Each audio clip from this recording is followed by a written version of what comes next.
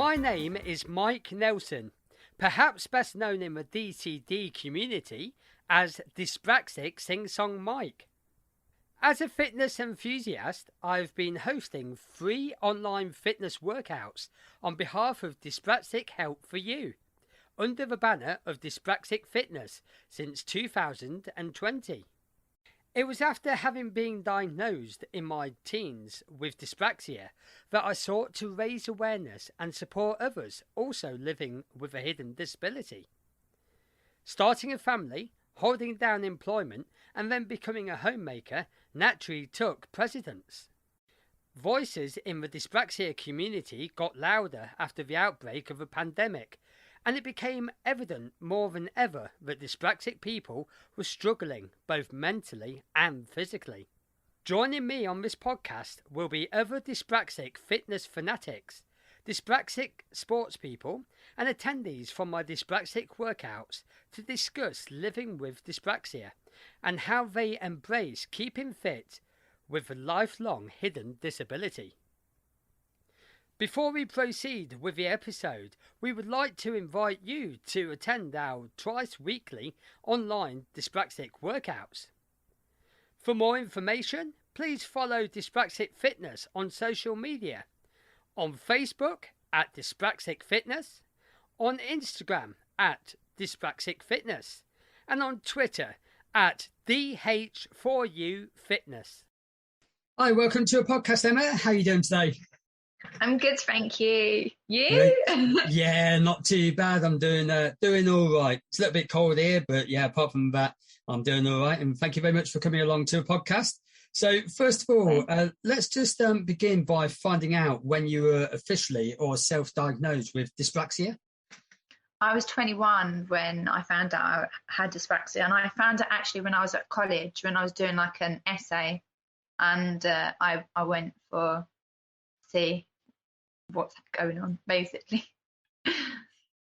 Oh, okay. Did you find that with the essay writing, it was quite hard, to do that? It's more of the comprehension. Like I'm not bad writing and spelling and stuff like that. It's just the more of the comprehension side and memory side. Oh, totally. No, I got that. When I was at school, it was just like the essays, just like was like a whirlwind. Just trying to get to where I wanted to be with the essay, and there's so much writing as well. With doing an essay, isn't there as well? It's sometimes a nightmare. And I'm always when writing essays, or when I was writing essays when I was at school, I don't really do them anymore. It's always like that time factor as well, isn't it? Just looking at that time, thinking, how much time have I got? Am I going to do it in enough time? Is my work going to be okay? So it's really, really quite tricky sometimes, isn't it? So what do you really struggle most with, on a day-to-day basis, obviously as a consequence of having the hidden disability? I think it's more like memory and kind of like the emotional side of things about stuff that comes up when things that I can't control. Obviously, I have a bit of anxiety as well, obviously, that I know that crosses over with dyspraxia. And so I would say the emotional side, just being organised sometimes, it comes up and down. Memory, probably, but then I just have to write things down or get other people to remind me to do this and do that, which I'm pretty good at, actually. People give me, oh yeah, you need to do this today, and oh yeah. Yeah, definitely. Do you find that if you're given like a lot of instructions all at once, then it's hard for you to actually do, manage all of those instructions? Or I have to do it in sections, so make it easier for me. I'm exactly the same. I get there, but I get there in the. I always, as everyone says, you always get there in the end. But if I do, it doesn't matter what I do, my dance work or my, sending an email or doing this or doing that. But yeah, it does get too much and does pile up. I'm like, oh no. It does. And then do you find that you get really anxious when, things are running away with you as well?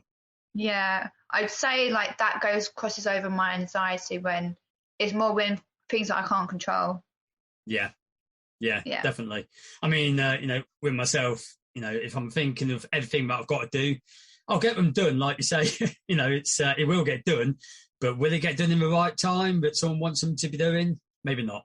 So, but it's just like, oh, you haven't done this, or you haven't done that. It's like, okay, don't worry about it. We'll get there. We'll get there. I've always tried to do things myself, and then if I find it more difficult, I always then get someone else to help me. Yeah. That's how I was taught by my dyspraxic dance teacher. That's how she taught me. She said, just get someone else to help you out. So it makes it a bit more easier. Yeah, totally. Which is amazing, and amazing with dancing as well, because I've got coordination is okay, but dancing, I just look like a dad dancer. That's who I am. I'm no big dancer really at the end of the day. So going back to kind of school life really, did you enjoy taking part in PE when PE was around? I think because I was always someone I've always been someone who's quite physical, like with dance and moving around and stuff like that. So I'd always tried to get involved, but then some stuff like netball, basketball, I'd find that hard. But yeah, I've noticed even like working with kids now and doing some sort of sporty stuff, it's getting better. Like things that I used to find really difficult, I find it a lot more easier now as an adult. Yeah. And did you find that like anything like the gymnastics side of things, like that side of PE, did you find that hard, or did you find that quite easy to do? Or? I think because of the dance, and I've done the dancing from since I was young, I never found that very difficult. Yeah. It's more for me. It's more the memory and the music wise, like because of the dyspraxia in numbers as well. Yeah. Sometimes. Yeah, totally. But it's okay. It's there. No, that's good. That's good. But you did okay on that side of PE. But I'm the same. With any kind of group sport, anything like that, the processing speed, was just like kick that ball. It's coming towards me. If I was playing football, whatever, no chance. I wasn't too bad at that. Funny enough. Oh, weren't you? Football, yeah, I wasn't too bad, to be honest. It was more like netball, like getting frustrated because I couldn't get it in the net, or I wasn't fast enough. Like it was that I was frustrated about. But I'd always give it. I think with sports and dance, I'd always give it a go. I never not. Oh, totally. I was always willing to give things a go, but. No, with football, it's like the ball's coming to me. I've got to stop that ball. I've got to reverse. I've got to kick the ball out the way. No, give me a football on my own, and just and I'll just practice hitting it into a goal. I might be okay, but yeah, it's just one of those things, I guess. And particularly with like the actual PE and like the kind of doing 4 roles and that kind of stuff, wasn't very good at all. Wasn't very good, to the point that I actually got picked out in front of my whole class and got taught how to do a 4 roll in front of the whole class, and I'm like, no, you can't do that. Yeah, it was really embarrassing as well. So we did that, and the walking along the high beam, do you remember doing that? So like walking along the high beam, it's like, I can't do this. It's like, right, everybody else sit down, right, you over here. It's like, great, thank you very much. If I wasn't anxious or scared enough at the same point, then now I'm doubly anxious because like everybody's watching me. But I suppose, but I don't need to learn about that in life. I don't need to learn about walking along a high beam, really. It's not needed for anything in day-to-day life at the moment. So, were your PE teachers kind of supportive of your disability, or were they just kind of, they didn't know what it was? They didn't know. They wouldn't have known by then. No one would have known when I was at school. But they knew that there was, I think some of the teachers knew that there was something there. So I did get like extra help. But I think it was more done on my written work, my comprehension and my maths. Because obviously the physical stuff wasn't really an issue, to be honest. It's just kind of, just being able to do stuff, and I would get frustrated. But other than that, it wasn't, I wouldn't say like the PE stuff was a problem. Because all I wanted to do, to be honest, was just do dance and gymnastics and skiing and like that kind of thing for my GCSEs. Like I wanted to do all those stuff because I've always been always wanting to do physical stuff, dance and gymnastics or whatever like that. But yeah, my academic wasn't great. Oh, bless your heart. It's tricky, isn't it, though? Because I mean, I was diagnosed when I was 13 years old, 13 or 14, so I'm told. And you know, I went through the whole school life not knowing what was going on. We knew something wasn't quite right, but you know, it's good that I got the diagnosis. Could have been done with having it a little bit earlier, but like I say, in those days, you know, maybe it was just like, what's going on?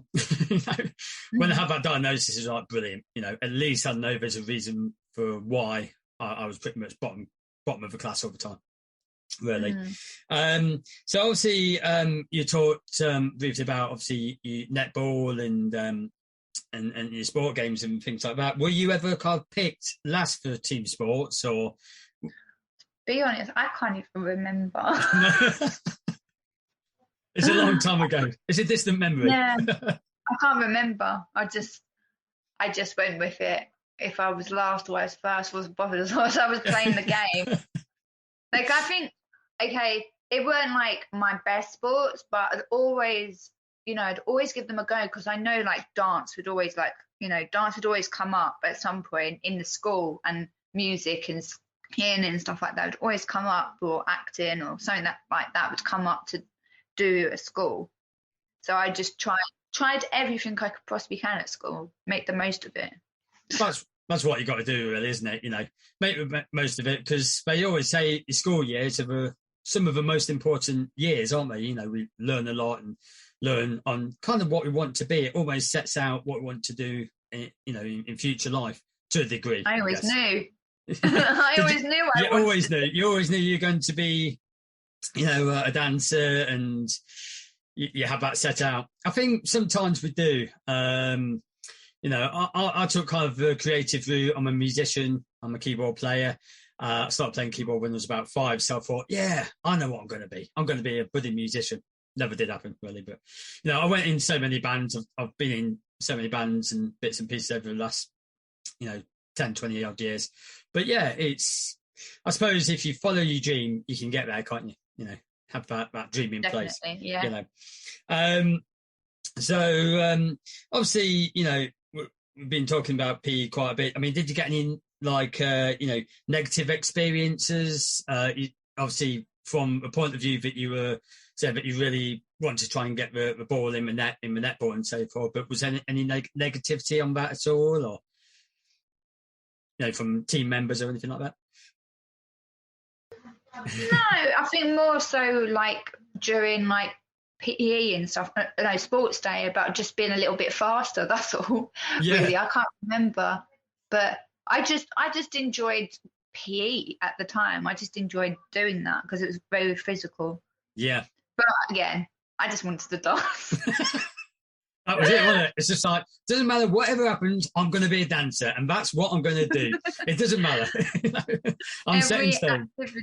Every single activity I possibly could in regards to my school life I had to go and dance on the stage at school, or be in a play at school, or do something. Were you always, so like in a play and so forth, did you always want like the main part, or were you happy to be kind of a backing dancer, or?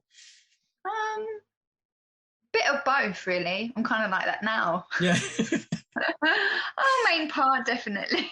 Yeah. I mean, dance was good though. Yeah. I mean, yeah. I suppose, stage work, I've always loved being on the stage, performing with a band, and giving that kind of, people have said that when, I had to stop doing bands in the pandemic because, we couldn't be together and all that kind of thing. And unfortunately, I had to leave my band. I think I was in it for about 10 years, or maybe a little bit less. But it was, I was a different person. I just felt like the energy, and maybe you get the same kind of energy buzz as well from when you're on stage. Yeah. You practice and you do whatever, and then it's onto the stage.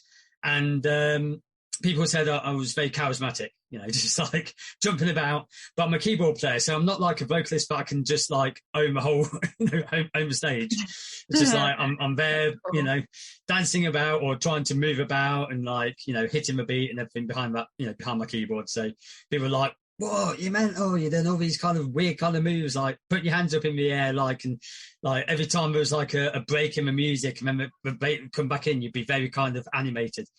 But I loved it, It was a workout as well. It was just like, I'm thinking, blimey, everyone's like, "Oh, he's a mad keyboard player, he is." I didn't care. I just did what I did, and I just got up on that stage, and I was like, I'm here to perform, and but it's what we do, I suppose, is as people on the stage. It's a great feeling. It's a great feeling. So people with dyspraxia are basically known to have like poor gross motor skills, trouble with mobility, coordination. Have you ever been affected by these characteristic traits at all? Not really. I suppose dance. There's so much. I couldn't even begin to think really about all the dancing and stuff. I've had a look at some of your videos. They're amazing, absolutely amazing. It's just like, how do you do that? But that's lots of don't know. It's lots of rehearsals. Yeah. I can say that again. I can say that. That's lots of rehearsals and getting it right. As the dancers in my company would know, like it'll take time to kind of practice that. And then once it's all there, it's just there, isn't it? Yeah. It's like you've got it. It's amazing. It's amazing. Yeah. I do like to dance. I can't, I've got nothing on anybody who's a professional dancer, or it's just like, yeah, well, you can give it a go. It's like my hips don't work. I don't know what's going on. These hips, it's just like people have said, I keep on dancing, I do little videos from now and again, just for my own use. Really. I'm just like, oh yeah, and it's just like, okay, well, I think I enjoy doing like fitness workouts and so forth. So all my moves are pretty much like fitness moves, almost not dance moves. It's like you got to loosen up, Mike. I told you before, you got to loosen up.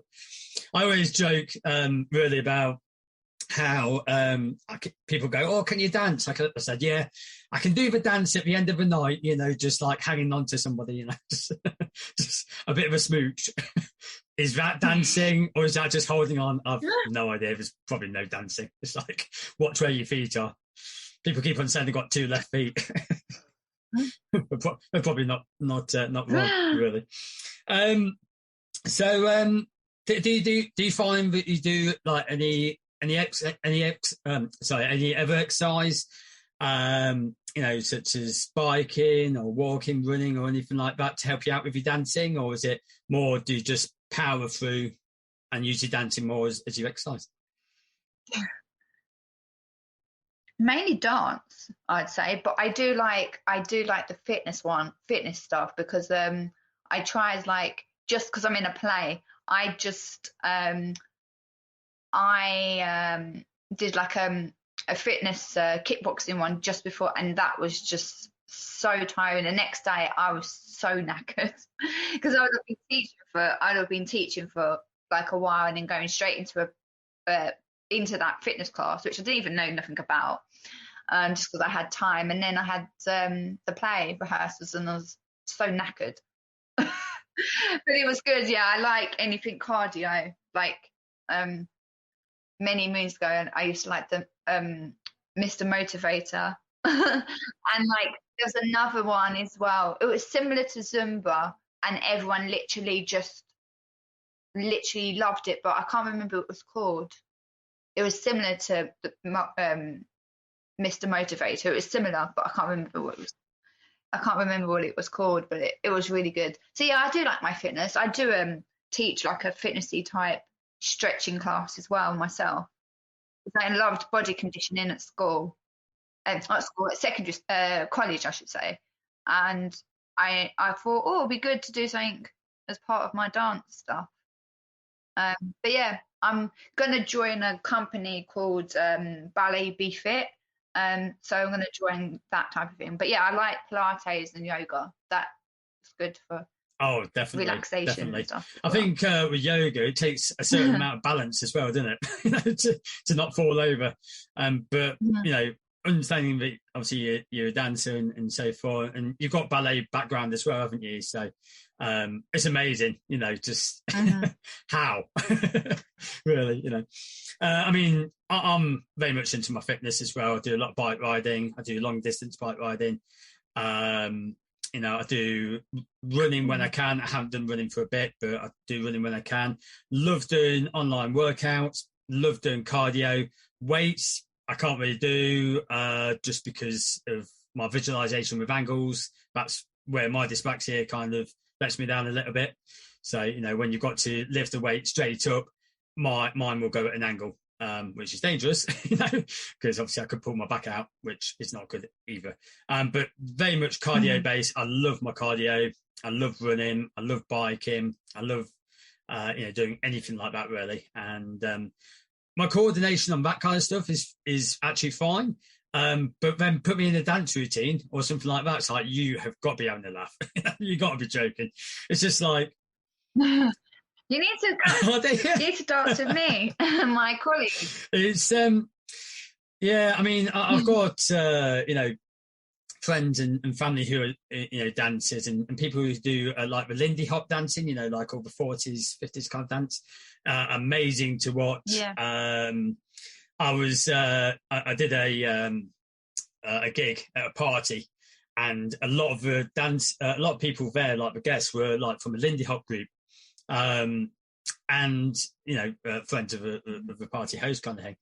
And I've never seen people Lindy Hop to like music that's not Lindy Hop kind of music. So it's just like, wow. It's like we were doing like you know, all this kind of rock music, and I'm like, these people are actually like doing like all the kind of jazz, Lindy Hop, you know, all the kind of old dance moves, but to kind of rock music. I was like, this is amazing. Never ever have I seen that before. Yeah. Mind you, you know, to be honest, we didn't get a lot of people dancing when we did the gigs. You know, they were just like, just looking and having a good time. You got to hit the right kind of music though to be able to get people to groove, I guess. Well, to a certain extent. So basically, you know, people with DCD and dyspraxia have difficulty learning and, let's say, executing motor skills, you know, without continual practice. So obviously with the exercising and the kickboxing that you mentioned, do you think that helps out with your dancing? Or do you think it's just an addition for you? Just an extra addition, but I think for me, it sometimes over a period of time before, it took me so long to like pick up choreography or, you know, remember it. And then if I was in an audition, it would take me ages. But now I start to remember it, and I've got my own way of. Yeah. I've got my own do you way have any tricks that you have yourself to remember, like the moves and so forth? Because I'm a visual learner, I learn it by how it's placed in the room. And also if I'm dancing with other dancers as well, I know I can see it, I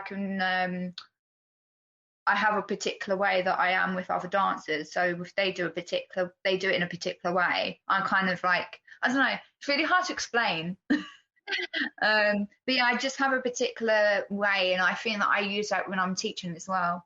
It's more in a visual way of, and I always have to hear it vocalized. I always have to be, the movements need to be vocalized as well as being like taught in you know, more physical totally. way.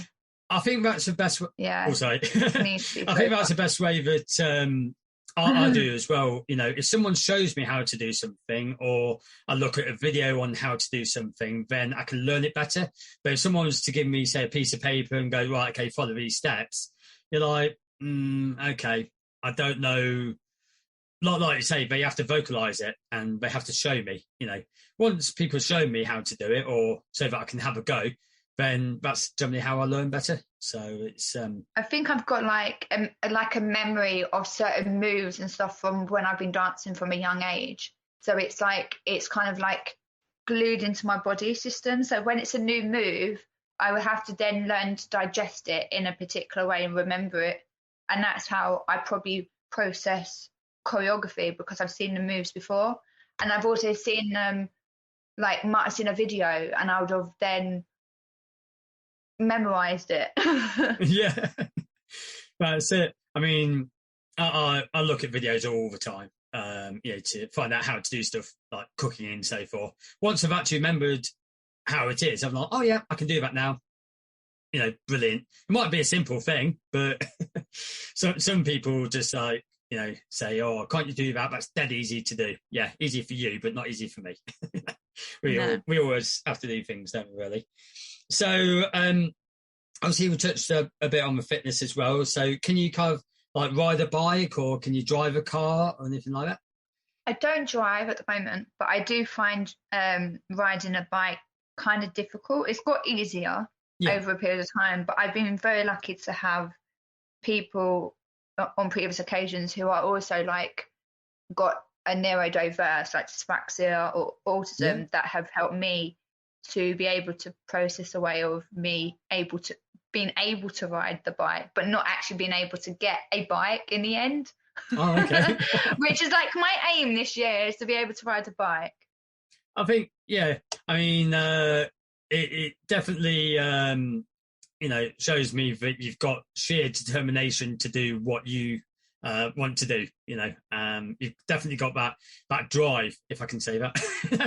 Definitely, that's what everyone says. And you will get there. I think, I started biking at a young age, and I did my first kind of long distance bike ride, I think, when I was 7 or 8. Mm-hmm. It was a long way. We did 86 miles on the bike over, I think we did it over 3 days. So as young as I remember, and we still do these long distance bike rides, but we do it in a day now rather than 3. Mm-hmm. Because I'm a lot more older than I am than I was. So it's all right, really. But driving the car and so forth, took the lessons. There's a lot to learn and a lot to process driving the car. I find, it's not just like putting your foot down and steering. You got to look around you. You've got to look at your hazards. You've got to, change gear if you're doing it in a manual. But I got advised, maybe to try an automatic car after trying to drive in a manual. And that was a bit more easier. And also changing from a male instructor to a female instructor. And that kind of made it a little bit more easier as well, really. But I still kind of, and I think looking at it probably over the last few weeks, because of my processing speed, it's, because it's slower than an average person generally, then, yeah, theoretically that could be not great when you're driving the car at about 60 miles per hour. It's a nightmare. So obviously, what inspired you really, going right way back to when you knew you were going to be a dancer? What kind of inspired you from that young age to become what you are now? I think just when I went to dance school, to be perfectly honest, it's just something I enjoy and something I'm passionate about. And I also knew it was something I wanted to do. And the problem I had was that everyone around me were doing like later on, were all asking, do you no, they're all doing like 9 to 5 jobs. And I just wanted to do something that was going to be enjoyable as a job. Yeah, definitely. I mean, you can't do a job if you don't like it. I just don't understand how people. Okay, yes, you have to earn money, and I get that, but you need to do something you enjoy. It's so important. It is. I mean, I've completely changed direction, on what I want to do as a job, and I'm doing a course at the moment to become a qualified group fitness instructor to music. So I'm really looking forward to doing that. I enjoy doing my cardio exercises. I've got a few more exams to do and so forth. But once I get there, that's going to be my drive. I want to be there to help motivate people and, a bit like yourself, really. Just get people moving, isn't it? Really, keep people motivated. Yeah.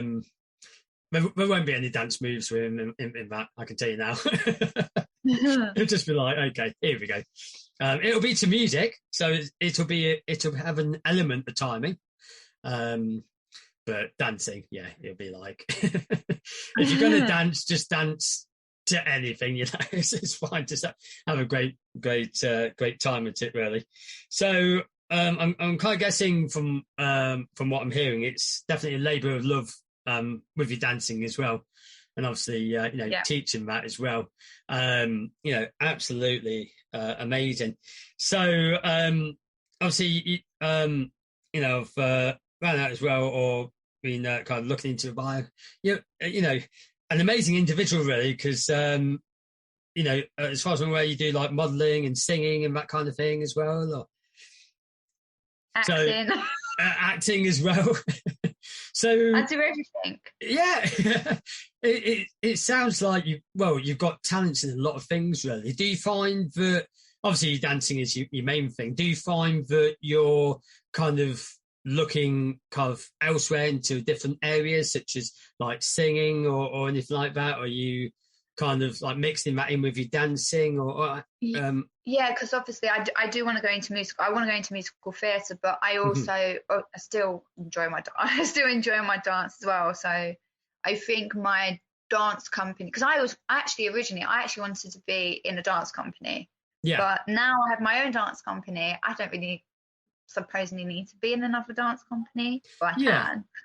Yeah, but well, that's it. I've always wanted to do musical theatre, because I did singing and acting and dance when I was younger, but ballet was always something I love, and it's always will be my favourite style of dance to do. But yeah, I started to get to acting due to people I'm around, because they're actors and models themselves, so it's encouraged me to also get into modelling a bit more and meeting different people. And it's good because I can go from being a dance teacher, being a dancer, to being a model, to being an actress, and then be a choreographer.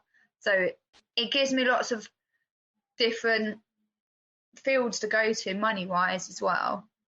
Definitely. And you were included in the closing ceremony of the London 2012 Olympics as well? Yes, wow. How was that? That was really good. I worked with a choreographer called Gareth Walker, and he was really good to work with. And I did meet the Spice Girls. Did you? Oh, claim to fame. Well, they're close by to me. Darcy also had a section in there which I wish that I'd managed to get into that, but I think I missed the auditions or something. So wow, because wasn't that the ceremony where the Spice Girls were going around on top of the car singing and that kind of thing? That was it, wasn't it? Yeah. Wow, amazing. That would have been so. I mean, that's a huge achievement. Did you feel quite nervous and anxious about being there? Or? Yeah, a little bit actually, because I was going to be on TV. I wouldn't say anxious. I just got on with it. Really. Yeah. I suppose it's kind of the adrenaline gets you as well, doesn't it? It's like, I can't wait. It's going to be amazing. It's great. Some people want to be centre stage, and some people want to be kind of off that, but still part of it. So, it's that would have been, amazing. And from musical productions that you've done, it's absolutely amazing. Just to memorise all of that and be on that stage, and it sounds to me like you were born to do this. Definitely born to do this. Yeah, I was. It's in my genetics as well. Yeah, family members were actors and writers. Oh wow! Yeah. So they were able to give you maybe a bit of advice on which way to go and so forth. They're not here anymore, I couldn't get any of that. But I know what they've done. So yeah, and I've had other family members who've been in a play. You can find it on Google. Okay, that's all right. But yeah, but yeah, it's amazing that I have family members that were into the arts and into dance and totally ballroom especially. Wow, ballroom's amazing. People think it's like quite slow, but there's a lot to it. There's a lot to it, you know. And when you look through, videos of ballroom dancing, it's like it's actually quite complex, isn't it? Really, within that stage. But yeah, so and if I'm right in thinking, you've been in films and TV as well, a little bit. Yeah. Am I right in thinking Made in Chelsea? Yes, Made in Chelsea. I was in there somewhere. How was that? That was really good. I managed to meet with most of the cast and be seen a little bit on there. In one of the episodes, can't even remember what episode it was, but one of the latest episodes, late episodes. Wow. Before lockdown. I think 2019 episodes for anyone that wants to have a look. That's amazing. That's brilliant. So what are your kind of goals for the future? Do you have any lifetime goals that you want to kind of aim towards? It would be my dreams to be able to dance and do choreography in the West End. Yeah.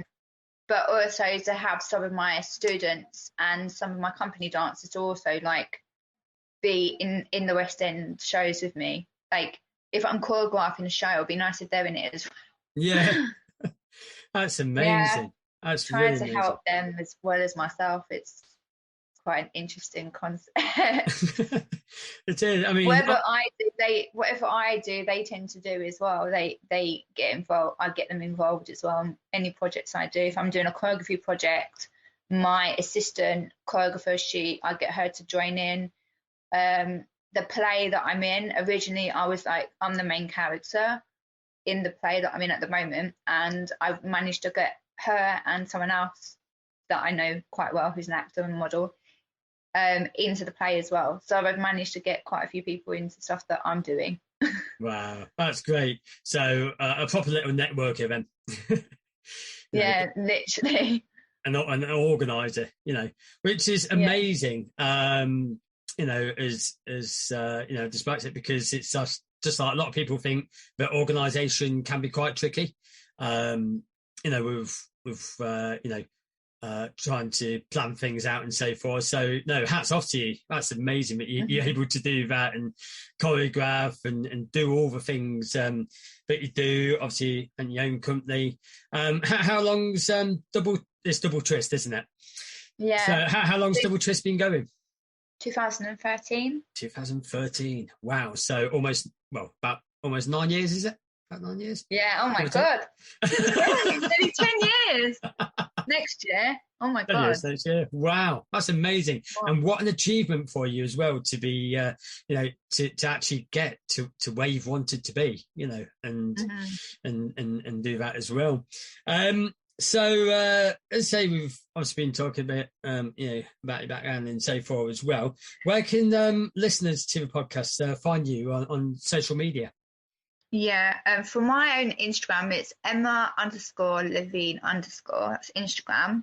Mm-hmm. Facebook, Double Twist is Double Twist Dance School. Okay. And then we've got the company, Double Twist Dance Company 1.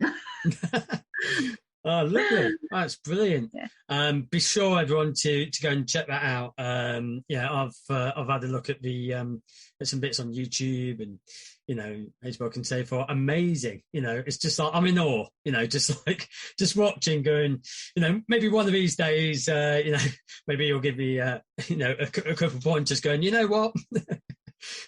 You're doing that completely wrong. Room for improvement, Mike. Room for improvement. But no, it is. People do think of me as a bit of a dad dancer. Just like, I don't know what's going on with the hips. Just people keep on going.